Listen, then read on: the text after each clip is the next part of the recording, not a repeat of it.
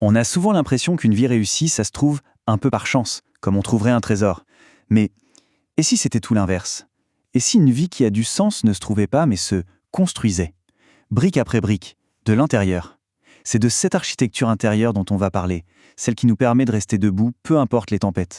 Alors, comment on s'y prend? Eh bien, notre parcours va suivre 4 grandes étapes. D'abord, on va poser les fondations, le processus avant tout. Ensuite, on dessinera le plan, c'est-à-dire écouter sa voix intérieure. Après ça, on s'attaque à la structure, la confiance en soi. Et pour finir, la rénovation, ou l'art de guérir. Allez, on y va. Bon, on commence par le commencement, les fondations. Comme pour n'importe quelle construction solide, tout part de la base. Et dans la vie, cette base, c'est de tomber amoureux du processus et pas seulement de la récompense finale. Voilà une phrase qui fait réfléchir, n'est-ce pas? Ça résume tout. La force, la vraie, elle ne naît pas d'un chemin tout tracé sans le moindre obstacle.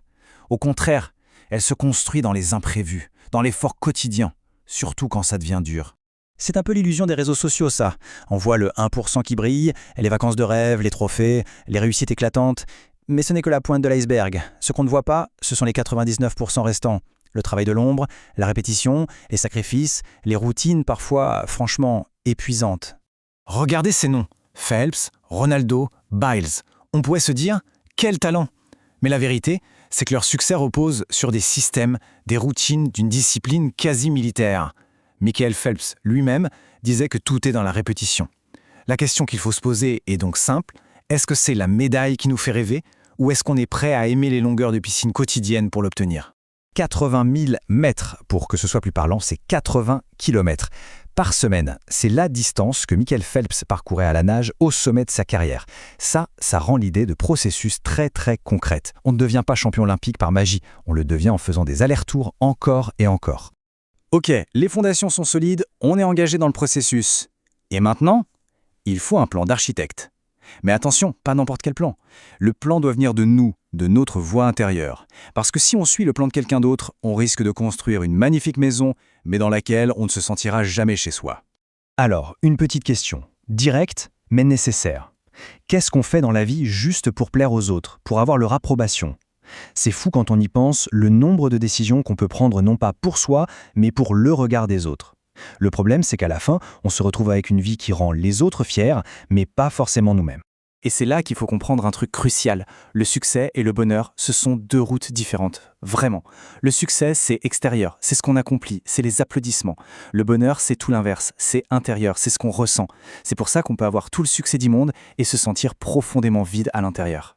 Jim Carrey l'a formulé de façon géniale, on peut échouer en faisant quelque chose qu'on n'aime pas, alors autant prendre le risque d'échouer en faisant quelque chose qu'on aime vraiment. C'est tellement vrai, dans tous les cas, l'échec est une possibilité, alors autant que ce soit en se battant pour quelque chose qui nous tient vraiment à cœur. Au moins, on n'aura pas de regrets.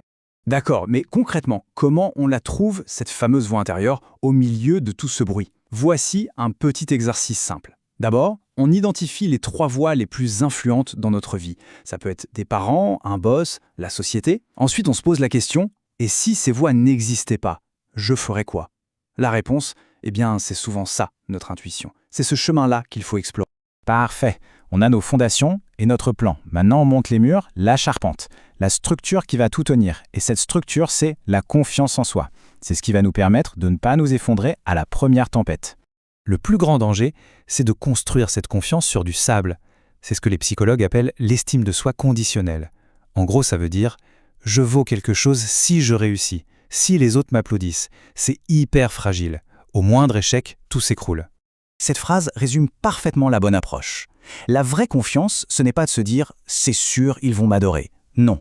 La vraie confiance, c'est de se dire « et même s'ils ne m'aiment pas, ça ira ».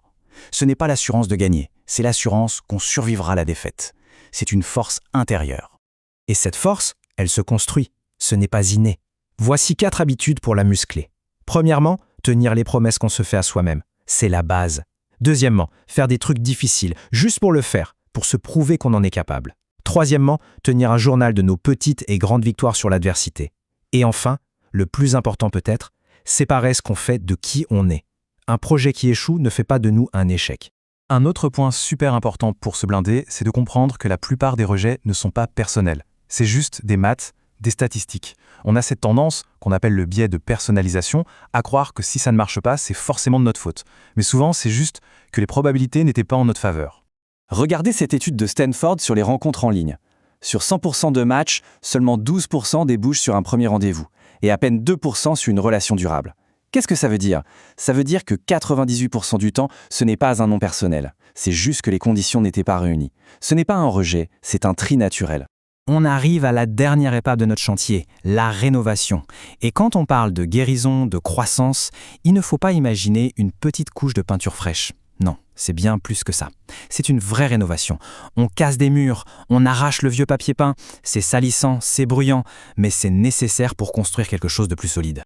Et c'est là qu'on touche à un paradoxe un peu déroutant. Guérir, souvent, ça ressemble à un effondrement. On se sent plus mal avant de se sentir mieux. On peut se sentir épuisé, triste, perdu. C'est contre-intuitif, mais c'est un signe que les choses bougent en profondeur. Les spécialistes ont un nom pour ça, la phase de désintégration. C'est ce moment un peu étrange où nos anciens mécanismes de défense ne marchent plus, mais les nouveaux ne sont pas encore tout à fait en place. C'est un entre-deux.